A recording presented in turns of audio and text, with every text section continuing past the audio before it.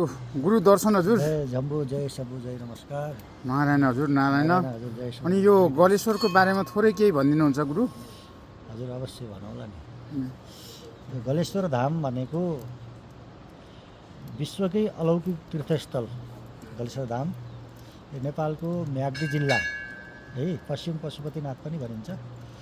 म्याग्दी जिल्लाको सदरमुकाम बेनीदेखि 3 किलोमिटर उत्तरतर्फ यो गलेश्वर धाम पर्दछ। र यो गलेश्वरको विशेषता भनेको यसमा धार्मिक महत्त्व के छ भने यो दामोदर कुण्ड मुक्तिनाथ हुँदै प्रवाहित हुँदै बग्नेवाला नदी, जो कृष्ण गण्डकी नदी, जहाँनिर चाहिँ भगवान सालग्राम साक्षात् प्रकट हुनुहुन्छ। उनै सालग्राम भगवान प्रकट गर्न नदी कृष्ण गण्डकी, काली नदी पनि भनिन्छ। यिनै गण्डकीको गोदबाट उठेर यो 9 रोपनी क्षेत्रफलमा फैलेको एउटै विशाल चक्रशिला जो अवस्थित जो छन् शिला, शिवमय शिला, यिनै शिलाको ठ्याक्कै ईशान्य कोणमा भगवान गलेश्वर अवस्थित हुनुहुन्छ। र गलेश्वर भगवान कुनै मानव निर्मित नभएर स्वयं गर्भबाट नै प्रकट हुनुभएको हुनुहुन्छ यहाँ गलेश्वर भगवान। उहाँको चाहिँ उत्तरतिर मोहडा भएर भगवान उनै पत्थरमाथि चाहिँ स्वयं शालिग्राम स्वरूपमा चाहिँ प्रकट, एउटा चाहिँ आकृति बिम्ब स्वरूपमा हैन, एकदम शालिग्राम स्वरूपमै चाहिँ भगवान शङ्कर चाहिँ स्वयं प्रकट हुनुहुन्छ। र यहाँको चाहिँ किम्वदन्ती के छ भने कसरी गलेश्वर नामकरण भयो भन्ने एउटा किम्वदन्ती पनि छ। र यो गलेश्वर नामकरणलाई हुनको लागि दक्षपुत्री सती, यसको कथा चाहिँ लामो छ, मैले छोटकरीमा भन्दछु हजुरलाई।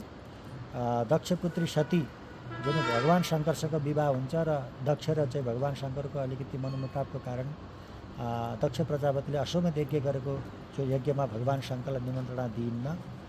निमन्त्रणा नदिइसकेपछि नारदजी आउनुहुन्छ त्यो यज्ञको दर्शनको लागि। सम्पूर्ण देवी देवताको दर्शन, यज्ञको दर्शन गरेर परिक्रमा सम्पूर्ण देवी देवताको स्थापना स्थान र सम्पूर्ण देवी देवताहरू त्यहाँ देख्नुभयो, तर भगवान शङ्करलाई देख्नु भएन। र शङ्करको चाहिँ जलारी र शङ्करको चाहिँ स्थान पनि नदेखिसकेपछि मलाई आश्चर्य लाग्यो र यो के रहेछ भनेर बुझ्नको लागि भगवान शङ्करको सान्निध्य कैलाशमा नारदजी पुग्नुहुन्छ। र कैलाशमा भगवान शङ्कर र माता पार्वतीलाई भेट गरिसकेपछि त्यहाँको यज्ञको वृत्तान्त सुनाउनुहुन्छ। त्यो सुनाउने क्रममा सतीलाई पनि त्यो थाहा हुन्छ र सतीले चाहिँ त्यत्रो यज्ञ गर्दा पनि मलाई किन निमन्त्रणा गर्नु भएन भनेर उनलाई चाहिँ अलिकति चाहिँ मनमा खिन्नता हुन्छ। र तिनै नारदको साथमा लागेर सतीदेवी पनि त्यो यज्ञमा पुग्नुहुन्छ र त्यो यज्ञको परिक्रमा गरेर मातापिताको दर्शन, यज्ञको दर्शन सम्पूर्ण चाहिँ आफ्ना इष्टमित्रहरूलाई चाहिँ भेटघाट गइसकेपछि माता सतीले चाहिँ आफ्नो पिताजीसँग सोध्नुहुन्छ, हामीलाई किन निमन्त्रणा गर्नु भएन, हामीले के गरेका छौँ, के बिगारेका छौँ, भगवान शङ्कर बिना तपाईँको यज्ञ पूर्ण हुने छैन, अझै पनि केही भयो बितेको छैन, भगवान शङ्करलाई निमन्त्रणा गर्न पठाउनुहोस् भनेर नाना कृतिका चाहिँ उहाँले चाहिँ उपदेश दिनुहुन्छ। तर पनि दक्ष प्रजापति चाहिँ मान्न तयार भएनन्।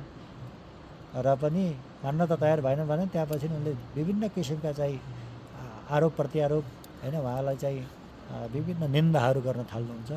र विभिन्न निन्दाहरू गरिसकेपछि अब फर्केर कैलाश जाउँ र सम्पूर्ण चाहिँ आफ्नो ससुरालमा भएका सम्पूर्ण कसरी बताउँ होइन, आफ्नो पतिदेवको यत्रो निन्दा मैले पतिको सामुन्ने कसरी प्रकट गरौँ, हो मलाई त्यस्तो ठिक छैन भनेर उहाँले चाहिँ आफ्नो शरीरलाई चाहिँ त्यही श्वासोदा भइरहेको जो अग्निमा आफ्नो शरीरलाई चाहिँ प्रवेश गराउनु भयो। र प्रवेश गराइसकेपछि उहाँको चाहिँ जो पार्थिव शरीर त्यहाँ रहे पनि आत्मा जो शरीर हो, आत्मा शरीर हिमालय पर्वत मेनकाको गर्भमा गएर उहाँलाई दोस्रो जन्मको पार्वतीको रूपमा जन्म हुन्छ। त्यसको वृत्तान्त अलगै छ। त्यति समय भइसकेपछि यज्ञ चाहिँ सम्पूर्ण विध्वंस भइसक्यो, आकार ओकार भयो, सम्पूर्ण चाहिँ वायुमण्डल बढारिएर आउन लाग्यो, हावाहुरी होइन। भइसकेपछि अब त्यो वायुमण्डलै एकदम कम्पित भयो के। त्यसपछि चाहिँ यो अब नारदलाई पनि अब मैले गर्दाखेरि यस्तो अनर्थ भयो, अब यो खबर त पुर्याउनु पऱ्यो नि भनेर फेरि कैलाशमा गएर भगवान शङ्करलाई त्यहाँ भएका वृत्तान्तहरू सबै सुनाउनुहुन्छ। र भगवानसँग एकदम क्रोध भएर आफ्नो जटाबाट हामीले चाहिँ कपाल जटा निकालेर पृथ्वीमा पछाडिसकेपछि वीरभद्र नागरको कहाँका गणहरू, शिवगणहरू चाहिँ उत्पत्ति हुन्छन् र उहाँलाई नै आज्ञा दिनुहुन्छ कि त्यहाँ गएर चाहिँ सम्पूर्ण दक्षको यज्ञ विध्वंस गर होइन, सम्पूर्ण चाहिँ गरिसकेपछि पछि चाहिँ भगवान शङ्कर पनि उहाँ त्यो घनश्याम युद्ध हुन्छ, सम्पूर्णका चाहिँ यज्ञको ध्वंस हुन्छ, भगवान शङ्कर पनि त्यहाँ हुनुहुन्छ। र दक्ष प्रजापतिलाई एउटा पशुको व्यवहार गरेको हुनाले चाहिँ अब उसको चाहिँ शरीरलाई छेदन गरेर पनि त्यहाँ आहुति दिन्छ। र पछि चाहिँ बिराडीले धेरै विलाप गरिसकेपछि भगवान् शङ्करले एउटा पशुको चाहिँ शरीर, एउटा बोकाको शरीर ल्याएर चाहिँ उहाँलाई जीवित गराउनुहुन्छ र पछि त्यो अग्निकुण्डमा उहाँको चाहिँ प्राणवायु निक्लेर मेनाको गर्भमा गयो। यता आएर चाहिँ त्यो पार्थिव जो शरीर थियो त्यो शरीरलाई अग्निकुण्डबाट चाहिँ निकालेर भगवान् शङ्करले काखमा राखेर धेरै बिलाउना गरिसकेपछि अनि पछि गएर भगवान् शङ्कर तिनै पार्वती, तिनै माता सतीको शरीरलाई चाहिँ काँधमा लिएर विश्व ब्रह्माण्ड गर्न थाल्नुहुन्छ। विश्व ब्रह्माण्ड गर्ने क्रममा यो नेपालको उत्तरापन्थ हिमालयतर्फ जाने क्रममा यिनै कृष्ण गण्डकीको किनार चाहिँ यो भूमिमा आइपुग्दाखेरि भगवान् शङ्करले जो शरीरलाई लिएर यहाँ आइपुग्दाखेरि माता सती देवीको चाहिँ गला यो भूमिमा यहाँनिर खस्न गई शिव शक्ति स्वरूपमा रहनुभएको भन्ने किम्वदन्ती छ। र त्यहाँ चाहिँ भगवान् गलेश्वर आफै स्वयं प्रकट हुनुहुन्छ। जहाँनिर चाहिँ माता सतीको गला खसेको त्यहीँनिरबाट चाहिँ भगवान् प्रकट हुनुहुन्छ। यो गर्भबाट पनि स्वयं प्रकट हुनुहुन्छ। र यो शिलाको चाहिँ विशेष महत्त्व, शिलामा पनि हामीले 9 रूपनिगौडे शिला जो भन्ने हो त्यो शिलामा पनि विभिन्न प्रकारका आकृतिहरू, भगवान्का चरण चिन्हहरू अनि त्रिशूलका चिन्हहरू, शङ्खका चिन्हहरू, नागका आकृतिहरू होइन, शालिग्राम स्वयं प्रकट शालिग्रामका आकृतिहरू हामीले चाहिँ यो शिलाको परिक्रमा गर्ने क्रममा प्रत्यक्ष देख्न सक्छौँ। र यिनै शिलाको बीच भागमा फेरि भगवान् जुन गलेश्वरको चाहिँ सान्निध्यमा जो कुण्ड छन् त्यो कुण्डभित्र चाहिँ जल कहिल्यै पनि सुक्दैन। 12औं वर्षसम्म खडेरी परे तापनि त्यहाँको कुण्डको जल विष्णु भगवान होइन, विष्णु भगवान त्यहाँ भगवान्लाई चाहिँ शयन गराइएको पछि मूर्ति स्थापना गरेको कुण्ड चाहिँ प्राकृतिक कुण्ड हुन्। ती कुण्ड चाहिँ कहिल्यै पनि सुक्दैन। र त्यो कुण्ड ब्रह्मजीका मानसपुत्र पुलस्त्य र कुलले आएर तपस्या गरेको तपोभूमि कुलाश्रम भनेर माथि भनिन्छ, अलिकति माथि पर्छ यहाँबाट।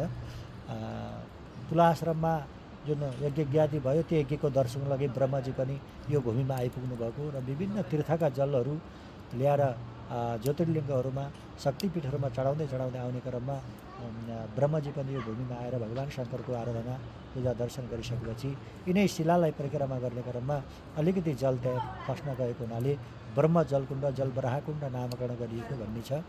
र त्यो कुण्ड कहिल्यै पनि सुक्दैन। र एउटा तपोभूमि पनि हो। यहाँ विभिन्न किसिमका राजा महाराजा ऋषि महर्षिहरू आएर तपस्या गरे, गालव ऋषि आएर यहाँ तपस्या गरे।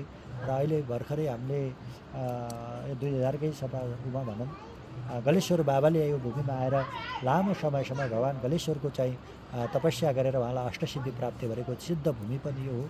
र यसमा राजा भरत, जसको नामबाट नै हाम्रो भारतवर्ष भएको हो, उनै राजा भरतले आफ्नो राज्य चाहिँ आफ्नो पुत्रलाई सुम्पेर आफ्नो मुक्तिको मार्गको लागि तीर्थाटन गर्दै आउने क्रममा यो भूमिमा आइपुग्दाखेरि उहाँलाई यो भूमिको यो तीर्थको चाहिँ उहाँलाई चाहिँ न्याज खान गयो।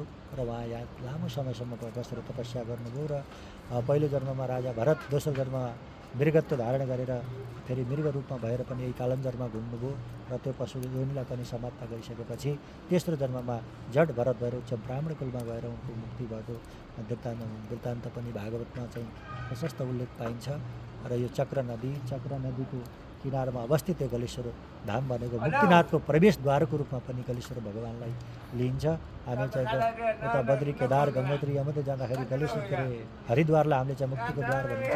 त्यस्तै यो पनि के भने मुक्तिनाथ दर्शनको लागि जानको लागि पदमार्गको लागि एउटा मात्रै मार्ग हो, यो चाहिँ गलेश्वर हुँदै मात्रै गइन्छ। र यो गलेश्वर पहिलो चरणको रूपमा चाहिँ गलेश्वर भगवान्को चाहिँ दर्शन गरेर जाने र मुक्तिनाथको दर्शन पश्चात मुक्तिनाथको जल ल्याएर भगवान् गलेश्वरलाई अर्पण गरेर यहाँ चाहिँ पूर्णाहुति तीर्थको पूर्णाहुति गरिसकेपछि मात्रै मुक्तिनाथको दर्शनको पूर्ण फल प्राप्त हुन्छ भन्ने चाहिँ जनविश्वास र मान्यता, धार्मिक महत्त्व पनि छ।